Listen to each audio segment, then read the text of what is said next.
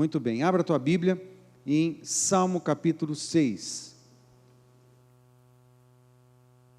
Salmo capítulo 6. Tem algumas coisas aqui nesse salmo que eu quero repartir com você. Esse salmo capítulo 6 é um salmo de Davi, é um salmo bem interessante, porque os salmos todos têm uma classificação referente aos seus temas, aos seus estilos literários, os seus conteúdos, a estrutura poética que foi escrito. Cada salmo tem uma característica bem linda, bem interessante. É texto sagrado, tem revelação, mas cada um tem o seu estilo literário, poético, e isso é uma obra de arte. O capítulo 6 de Salmo é um salmo de Davi, e ele é um dos 7 salmos do Saltério, que é conhecido como os salmos de arrependimento. Esse salmo também entra em outras classificações, salmos de súplicas, lamentos e súplicas. Então você vai encontrar o Salmo 6 ali, na lista dos salmos de lamentos e súplicas. Mas existe uma pequena lista dentro do Saltério, que é, então, reconhecida como a lista dos salmos de arrependimento. São salmos em que o seu autor, a maioria deles, o rei Davi, ele quebrantado, profundamente quebrantado, ou por causa de um pecado, como o capítulo 51 de Salmos, ou por causa de um levante, ou por causa de uma aflição que ele está passando, que ele entende que de alguma forma Deus está falando, Deus está agindo na vida dele. Geralmente esses salmos, não apenas esses 7, mas muitos dos salmos do Saltério revelam a alma do salmista, a alma de Davi e dos demais autores. Moisés escreveu alguns salmos, Salomão escreveu alguns salmos, os filhos de Coré escreveram outros salmos, Asaf também é autor de alguns dos salmos, e muitos deles, Davi provavelmente o autor com maior quantidade de salmos de todo o Saltério. Mas sempre há uma característica interessante em todos os salmos, nos 150 salmos que nós temos em nossa Bíblia, é a honestidade da alma do salmista, principalmente nesses salmos, como esse do capítulo 6, como eles são honestos, como o salmista, ele pode abrir o coração, como ele pode falar, como ele pode externar as suas crises, como ele pode externar as suas dúvidas, como ele pode externar a sua incredulidade, como ele pode falar e transformar num hino. Mas, é lógico, os salmos, eles contam uma história, a história de um momento do autor, E muitos momentos na vida de Davi foram marcados por aflição, por angústia, por perseguição, por fraqueza, por doença, por depressão. E ele não omite isso em muitos dos salmos que escreve. E eu tenho algumas coisas aqui, essas características nesse Salmo capítulo 6, e o que eu quero descobrir com você, amado, eu quero descobrir neste Salmo a honestidade de Davi. E eu quero chamar a sua atenção para isso. Por quê? Nós pregamos palavras baseadas em missões, como nos últimos meses temos feito, falando da missão da igreja. Todo o curso de dons que nós ministramos tinha essa ênfase, a descoberta de todos os depósitos e características que Deus colocou em todos nós, e essas características, essas virtudes, essas qualidades, elas foram depositadas na nossa vida com um propósito, para que a gente transforme isso em serviço, a gente transforme isso em bênção para os irmãos que estão conosco, bênção para a igreja, bênção para as pessoas. Essas qualidades de Cristo que foram depositadas em nós pelo Espírito Santo, devem se transformar em ação missionária, devem se transformar em ministração às pessoas que a gente está próximo, da própria comunidade, de outros ainda, Temos falado de todas essas coisas, e tudo isso é a mais pura verdade. Como no domingo passado, me foquei num texto de Jesus, no capítulo 7 de Mateus, que dá ênfase no fazer, né? E nós sabemos que a essência é o ser, mas quem tem a essência de Cristo, ela vai se movimentar para o fazer, porque não dá para evitar isso, não dá para separar o fazer do ser, né? Você não pode cometer o erro de focar integralmente no ser, numa qualidade de caráter, sem que isso não se manifeste em alguma ação missionária, em alguma ação que abençoe pessoas. Não existe essa possibilidade. Quem anda com Jesus e passa pela estrada da santificação, pela estrada da cristificação, vai manifestar os frutos do Espírito na sua vida, aonde você estiver. Então, você não pode separar. Muito bem, temos falado de todas essas coisas, mas tem momentos na nossa vida em que a quantidade de lutas e aflições abatem a gente. Tem dia que a gente espera, que a gente queria que fosse riscado da agenda, da folhinha. Não sei quem usa folhinha ainda, né? Tem dia que era melhor que não existisse, né? De tanta coisa desagradável que acontece. Tem dia que as aflições, parece que você ora e não melhora. Tem hora que você ora e cheio de fé, esperando que as aflições diminuam, e ao invés de diminuir, aumenta. Legal! Aí dá vontade de você falar assim, legal, Deus! Pô, joinha, né? Belezinha. Tem períodos da nossa vida que você fala assim, não dá para piorar. Aí você descobre que dá, né? Dá para ficar pior, né? A situação. E tem dia que você está fraco e você diz para Deus, Deus, eu não tenho mais força para lutar essas lutas. Se vier alguma coisa a mais, eu vou sucumbir. Aí o que Deus faz? Manda a luta mais, né? E a gente não sucumbe, né? E só para você saber que você não vai sucumbir com mais um peso, mais alguma. Tem dia, amados, que acontece um monte de coisa. Agora, isso faz parte da nossa vida.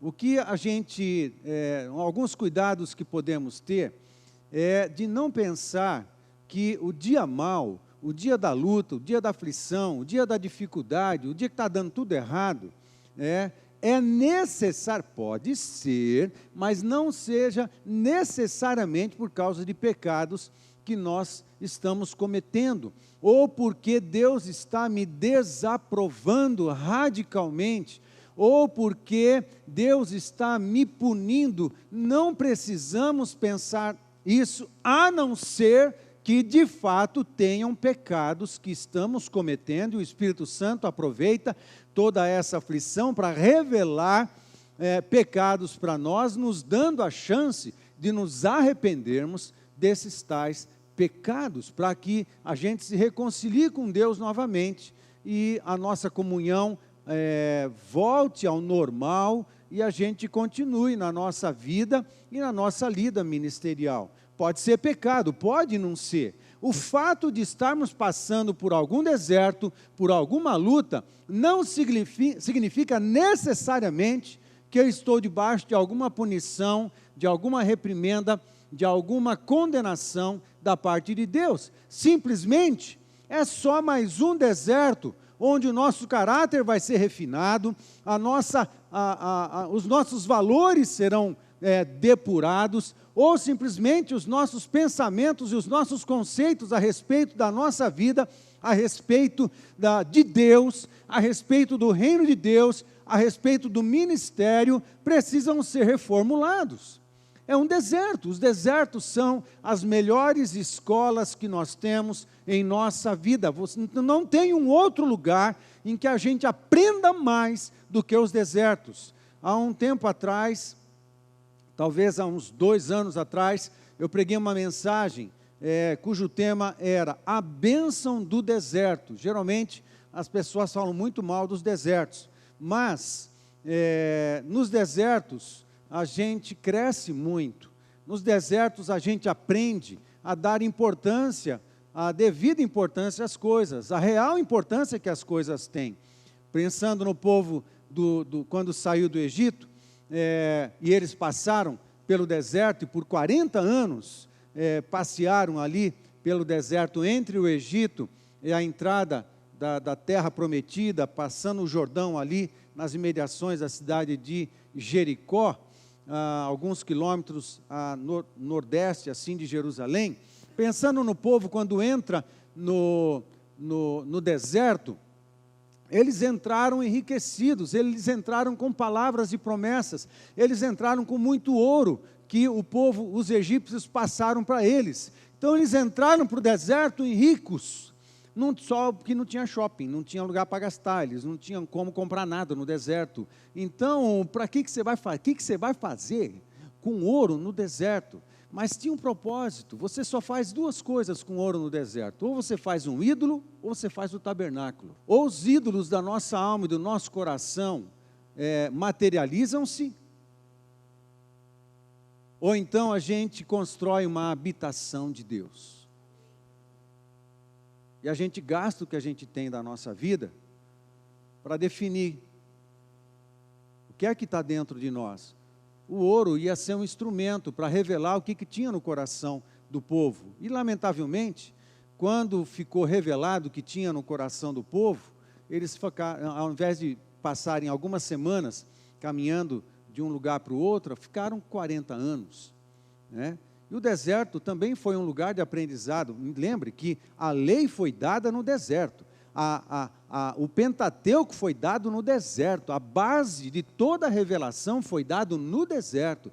As maiores experiências de revelação que Deus deu ao seu povo foi no período do deserto, foi com Moisés, onde ele conversava com um dos seus representantes, um dos seus filhos, face a face. Em nenhum outro momento da história de Israel, da história do povo de Deus até agora, isso aconteceu do jeito que aconteceu com Moisés, e foi no tempo do deserto. Portanto, o tempo do deserto é valioso para nós, é tempo de aprendizado, é tempo em que a gente reaprende a valorar todas as coisas na nossa vida. O deserto é a oportunidade da gente abrir mão de tudo que de fato não tem importância, para a gente ter novas experiências com Deus, aprender a ouvir a voz de Deus decentemente. Como é que é a voz de Deus de verdade?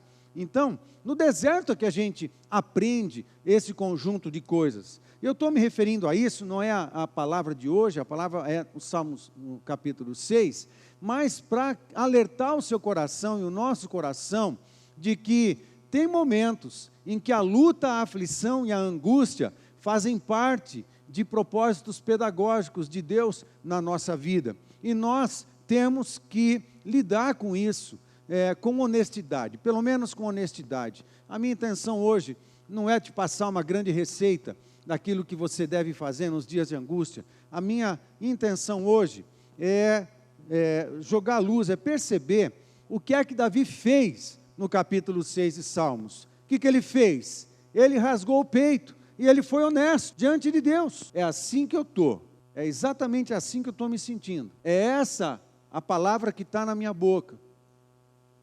E ele ser honesto para com Deus.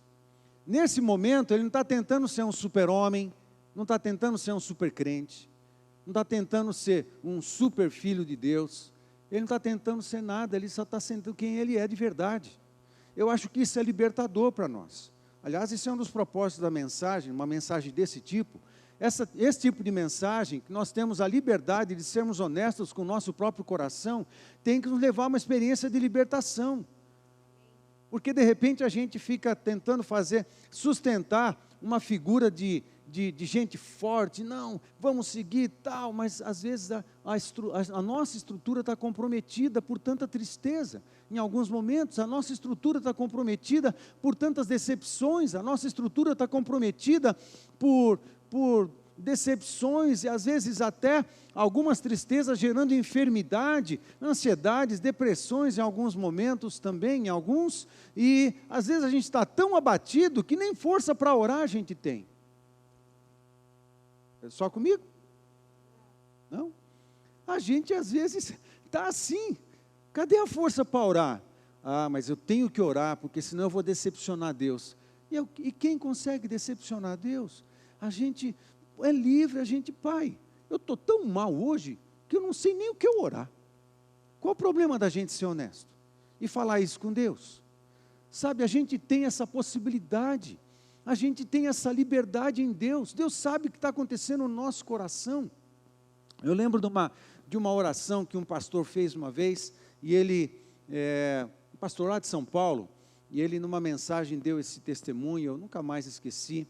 O ano inteiro, ele pregando, lutando, falando, incentivando, animando e tal, mas chegou um dia, lá perto do final do ano, ele estava tão abatido e tão cansado, que ele, tentando preparar o sermão do domingo seguinte, né, ele estava orando e não saía nada, a oração travava, estava com o coração fechado também. Aí ele resolveu ter um momento de honestidade diante de Deus e falou assim para o Senhor: Senhor, para falar a verdade, eu não queria nem pregar esse domingo, porque eu me sinto tão vazio, como poucas vezes na minha vida eu me senti. Aí, nos instantes seguintes, o Espírito Santo fala ao seu ouvido, sabe, e falou o nome dele, não vou falar aqui. O Espírito Santo sussurra no ouvido dele: sabe, filho, essa foi a oração mais honesta que você fez esse ano inteiro. Às vezes, eu acho que só o que a gente está precisando é ser honesto com a nossa própria espiritualidade, sabe? E aqueles pensamentos: eu tenho que ser forte, eu tenho que ser forte, eu tenho que ser forte. Não há nada de errado em ser forte, mas é uma autocobrança em momentos que de fato você está fraco. Eu posso estar fraco? Posso. Eu posso. Em muitos momentos eu posso estar bem fragilizado, bem fraco, e precisando da oração. Eu como pastor, né, e precisando da oração de vocês. E vocês, como filhos de Deus, e precisando. E qual é o problema? Olha, estou bem hoje não, ora por mim aí, estou precisando. Beleza, qual é o problema? A gente é honesto, a gente tem essa possibilidade. Eu vejo isso no capítulo 6 de Salmos, quando a gente vai para este salmo.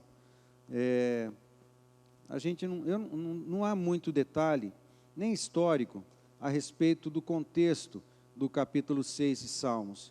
Nós só sabemos que Davi estava debaixo de uma aflição terrível, e ele é honesto ao ponto de transformar isso num hino. Agora, o que é curioso é que os israelitas cantavam o hino da tristeza, mas dentro do hino da tristeza existe uma manifestação de fé no final, que a gente vai chegar lá, mas vamos começar do primeiro verso. Ó Senhor, não me repreendas em tua ira, nem me disciplines em tua fúria. Tem compaixão de mim, Senhor, pois estou fraco. Cura-me, Senhor, pois meus ossos agonizam. Primeiro verso. Ó Senhor, não me repreendas em tua ira, nem me disciplines em tua fúria. Tem muitos momentos, tem dia, amados, tem dia que a impressão que nós temos é que a gente está debaixo de punição. Não é verdade? As coisas estão tão travadas que, não é possível que está acontecendo. Meus devedores não me pagam, meus clientes não me compram, né? O dinheiro não entra, ou qualquer outra aflição, uma enfermidade que chega. Tem período, tem dia que parece que a gente está debaixo de alguma punição de Deus. Aí as interrogações na nossa alma: o que está acontecendo? Aí você pergunta para Deus e Deus fica em silêncio. Legal, né? Mas Deus é demais. Ele não perde a viagem nunca. Ele está trabalhando de alguma forma em nós. De alguma forma Ele está trabalhando. Aí, no verso 2, tem compaixão de mim. Eu não sei bem o que está acontecendo. Eu não sei bem porque tudo isso está acontecendo. Eu não sei porque que eu perdi meu dedo. Eu não sei. Eu não sei, né? O que está acontecendo? O que Deus está acontecendo? Eu não sei direito, nem sei explicar. Então o que é que sobra? Sobra um pedido de compaixão. Aí isso acontece no verso 2. Tem compaixão de mim, Senhor, pois estou fraco. Cura-me, Senhor, pois meus ossos agonizam. Tem compaixão de mim. Qual é o estado? Como é que ele se revela? Se revela fraco, precisando de compaixão, se revela enfermo, fraco, enfermo e em agonia estrutural. Os seus ossos estão em agonia. Fraco, enfermo, em agonia estrutural. Como se tivesse até dificuldade de ficar de pé, de levantar para ir para trabalhar, de levantar para limpar uma casa, lavar uma louça, levar o filho para a escola, dificuldade de fazer comida para o marido. Às vezes, a gente se sente tão enfraquecido que a gente pede compaixão de Deus. Interessante a palavra compaixão. Compaixão é sentir com, estar junto, né? Por favor, se afeiçoa do meu estado e me ajuda, né? Essa honestidade de Davi é surpreendente e ele fala como ele está de verdade. Sabe, amado, você pode falar como você está diante de Deus. Você pode descrever como você está sem aquela sensação de que se você falar alguma coisa errada, Deus vai te punir. Não, você pode falar como você está. Você pode falar como você é. Transparência. Transparência mesmo. Cura-me, Senhor, pois meus ossos agonizam. Às vezes, o tempo está passando, isso não acontece num dia só. Às vezes acontece em períodos. E dependendo da situação, isso pode se transformar numa doença psicoemocional, né? E mesmo assim, às vezes Deus demora a responder. Pode chegar algum tipo de enfermidade psicoemocional? Pode acontecer com Davi. Amados, sem entrar muito no mérito, vocês sabem que nós já passamos por depressão, acompanhado por psiquiatra. Eu estou de alta, graças a Deus, do psiquiatra há alguns anos. E então, eu sei as sensações que alguém que passa por isso tem. Eu conheço as sensações. E tem vezes que você ora e não é um período só. Eu demorei 4 anos para ter alta do psiquiatra. Eu fiquei 4 anos. E ainda, né, quem passa por isso, né, continua se cuidando, porque parece que no linguajar da psiquiatria, quando você rompe o elástico, não cola nunca mais. Você tem que cuidar da tua saúde emocional para o resto da sua vida. E você tem que fazer isso, e é o que eu faço. Eu também cuido da minha vida, da minha saúde, assim. E a gente vai administrando as coisas, né? Porque tem períodos que são longos de luta e tribulação, ao ponto de, em algum momento, se transformar em enfermidade. Senhor, tem compaixão de nós. A força está me faltando, né? Quando você vai para o verso 3, meu coração está muito angustiado. Senhor, quando virás me restaurar? É a questão do tempo. Quando virás? Na tua versão pode ter uma outra frase, mas a ideia é essa. Deus, eu estou sofrendo há tempo demais, eu acho que já deu. O senhor não pode acelerar o processo aí, por favor? O senhor não pode tocar com o seu poder, liberar uma graça, uma virtude, uma unção? Não pode liberar um recurso? Não pode. Pai, acelera, porque está difícil. Qual o problema da gente precisar falar tal coisa para o Senhor? Podemos fazer assim? Podemos? Essa honestidade de Davi está abençoando o teu coração? Ou nada a ver? Não? Né? Meu coração está muito angustiado, Senhor. Quando virás me restaurar? Senhor, quanto tempo vai durar essa luta? Volta-te, Senhor, e livra-me, volta-te. A impressão é que Deus não estava perto. É a sensação que às vezes, está acontecendo tanta coisa que parece que Deus não está comigo. Deus foi para algum lugar, deve estar com o pastor. Todo mundo acha que o pastor, né? E às vezes eu estou na luta também, né? Mas assim, volta-te. A sensação de ausência de Deus, volta-te, Senhor, e livra-me. Salva-me por causa do teu amor, ou salva-me por causa da tua graça. Isso é interessante. Em algumas versões, uma versão que eu li e preferi, é a Revista Atualizada, que mostra, salva-me por tua graça. Olha que interessante, nesse momento da confissão de Davi, ele insere um elemento nos seus gemidos, ele insere um elemento da graça de Deus, uma informação nova. Ele está falando, clamando a Deus, mas quando ele insere graça na sua oração, isso é um diferencial. Lembra-se do teu amor, lembre-se da tua graça. Por favor, o que é graça? Graça é quando Deus faz alguma coisa para a gente sem que a gente mereça receber aquele presente. A gente não merece receber tal coisa, mas o nosso Deus é um Deus gracioso. Ele faz bondades para com a gente que a gente não fez mérito, não tem mérito para receber nada, simplesmente porque Deus é assim. Deus tem graça para distribuir, é assim que é o coração dele. E lembrar como é o coração de Deus em dia de luta é muito bom. Lembrar como é o coração de Deus em dia de angústia e aflição pode fazer toda a diferença. Espera aí, Deus não está fora do controle. Eu, às vezes, me sinto fora do controle, mas se eu me lembro que o meu Deus é um Deus cheio de graça e que vai me abençoar e tem prazer na graça, no exercício da graça, isso muda, começa a mudar o quadro da minha fé. Espera aí, eu posso continuar esperando em Deus sim, porque o meu Deus, não por causa dos meus méritos, não porque eu tenha feito tudo certinho, e por causa disso Ele vai me abençoar. Não vou depender disso, eu vou depender da graça. Eu posso contar com a graça, amado, isso é uma boa notícia, você pode contar com a graça de Deus, ela é de graça, mas teve um alto preço, né? Todo ele na vida de Jesus, na cruz do Calvário. Alguém pagou um preço para que a graça de Deus chegasse até nós pelo exercício da fé. Então, a graça disponível, isso é interessante no verso 4.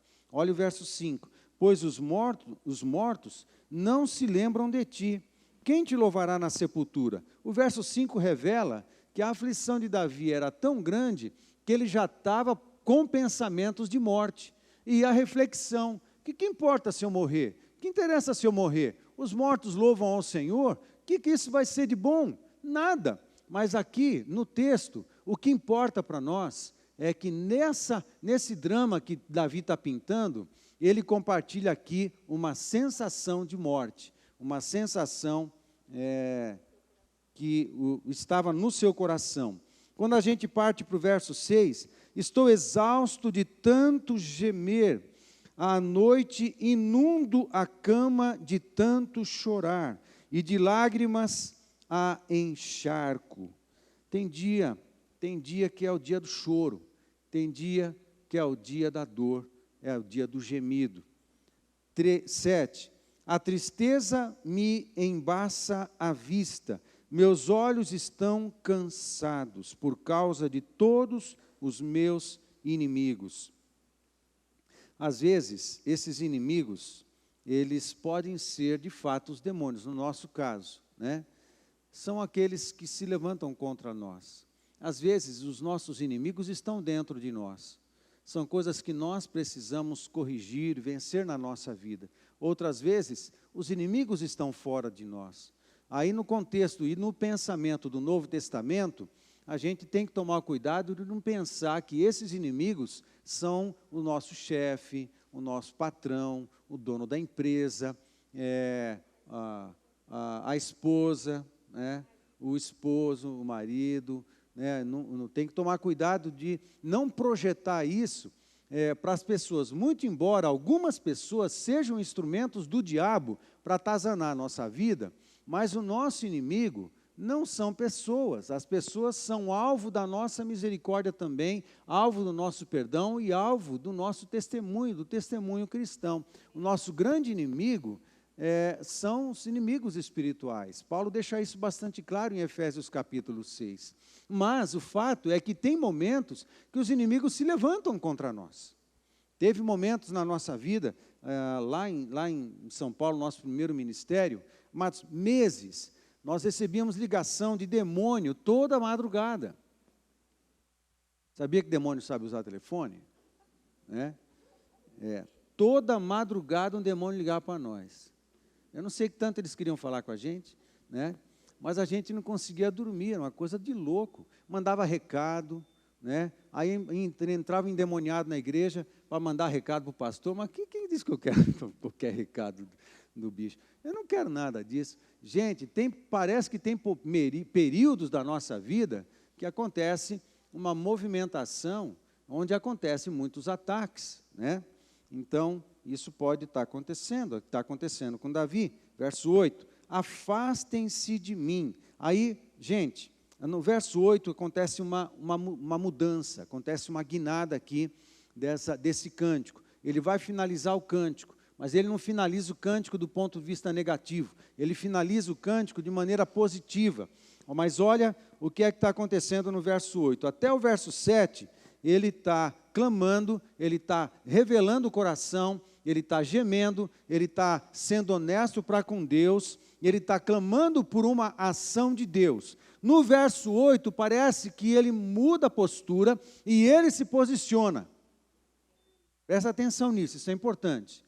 No verso 8, Davi se posiciona. E quando ele se posiciona, ele diz: afastem-se de mim, todos vocês que praticam o mal, ou em algumas versões, praticam a iniquidade.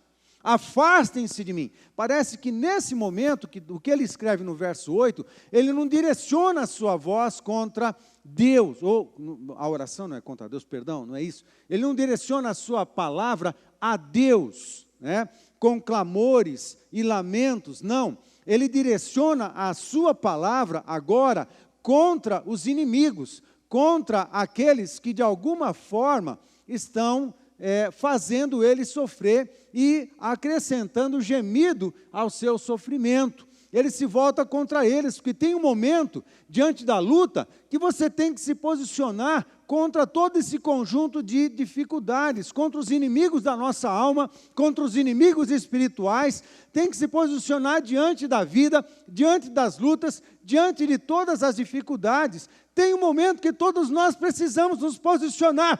Cessa! Afastem-se! Tem um momento que você tem que fazer isso. Entenda, a guinada começou quando Davi se lembra que nosso Deus é gracioso.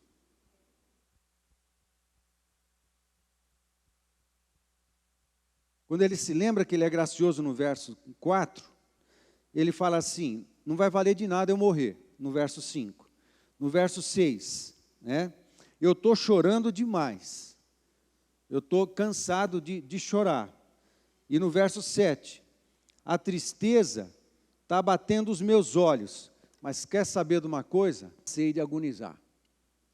No verso 8, o meu Deus é gracioso. O meu Deus é gracioso. Eu não mereço, mas o meu Deus é gracioso. Eu vou contar com a graça. Eu vou descansar na graça. Eu vou me apoiar na graça. Eu vou crer na graça. Eu vou buscar pela graça. Eu não estou dependendo. Deus, talvez eu tenha feito um monte de coisa errada que eu nem sei, que o Senhor nem está me mostrando ainda, mas certamente o Senhor tem na minha vida, tem pecado na minha vida. Eu não tenho feito as coisas muito certo, não. Então, eu não sou merecedor das suas bênçãos. E eu quer saber de uma coisa? Eu não estou contando com nada disso aí. Eu jogo tudo isso fora. Eu estou contando unicamente com a sua graça. É o que o Senhor é.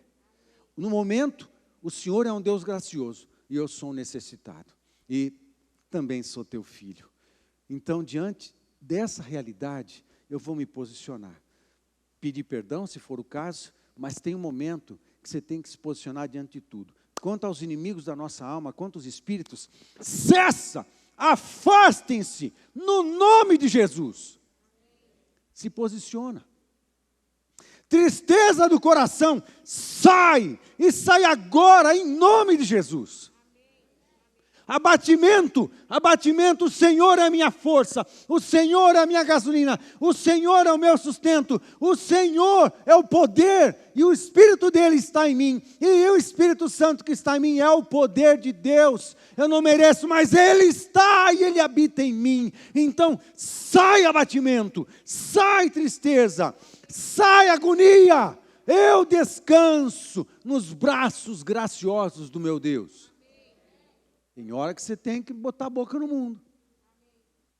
Mais ainda, quando ele fala dos iníquos, significa o seguinte, é gente que insiste em viver a vida fora do padrão de Deus. Lembra do domingo passado? O iníquo é aquele que é o não Deus, o homem do não lei, né? É o sem lei, não quer, não rejeita a lei de Deus, é o padrão de Deus, é o padrão do reino de Deus. E o iníquo é aquele que rejeita Deus. E tem muita gente que rejeita Deus, não se enquadra no padrão do reino de Deus e fica sugando a nossa energia.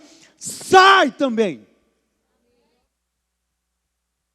Afastem-se, sugadores de energia. Aí nesse caso está falando de gente. Está falando de gente. Está falando de amigo que não é amigo. Está falando de irmão. Ou que não é irmão, que é imaturo o suficiente para ser um chupim, ficar sugando energia. E ao invés de ser um abençoador, ele suga as energias espirituais, quem quer que esteja perto dele.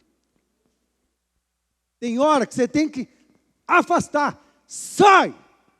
Não quero ficar perto. E tem gente que é melhor você ficar longe mesmo.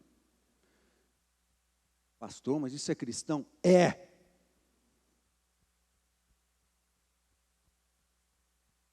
Jesus não dava conta, quer vir comigo, vem. Eu não vou ter onde reclinar a cabeça, mas vem. Mas não fica reclamando, não. Se for para ficar reclamando, não vai para casa. Tem um momento que ele olha para os discípulos e fala assim, e vocês, não querem ir para casa também? Vocês vão me dar paz. Vai para casa. Não, Jesus. Para onde iremos? Só o Senhor tem palavras da vida eterna. Jesus não dava muita conta para essas coisas. O apóstolo Paulo, quando aconselha Tito, quando aconselha Timóteo, aconselha, não fique com todo mundo, não. Tem gente que você não pode ser visto junto com ele. Não senta para comer com algumas pessoas, não, porque vai dar ruim para você. Apóstolo Paulo aconselha isso a Tito, pastor Tito, na ilha de Creta, e aconselha Timóteo a isso também, pastor em Éfeso. Tem gente que é melhor você orar por ela de longe. Você entrega para Deus, porque você aconselha, você ministra, você orienta, você unge, você abençoa, você reparte seus bens, o teu tempo, a tua energia, mas a pessoa não se endireita, não recebe com graça tudo aquilo que você faz. E tem alguns momentos que a melhor coisa que você tem que fazer é falar, pai, estou entregando para o Senhor. Quem que fez isso? O apóstolo Paulo fez isso. Entrega. Porque só a presença dele no meio da congregação vai contaminar a congregação. A melhor coisa, em alguns casos, é, eu oro por você, queridão, mas longe. Aí Deus moe o camarada, aí ele volta quebradinho. Quando volta quebradinho, aí é hora de ministrar, porque ele está aberto o coração, ele vai receber o que você está ministrando. Aí quem sabe valoriza todo o esforço que você está tendo para abençoar tal pessoa. Jesus agiu assim, os apóstolos agiram assim, o apóstolo Paulo agiu assim, os reis agiram assim, e não pense que isso, não fique espantado com isso não, porque tem gente que é melhor você orar por ela de longe, e se ficar perto vai dar ruim, mas tem que orar, e tem que abençoar. Vocês estão comigo, gente?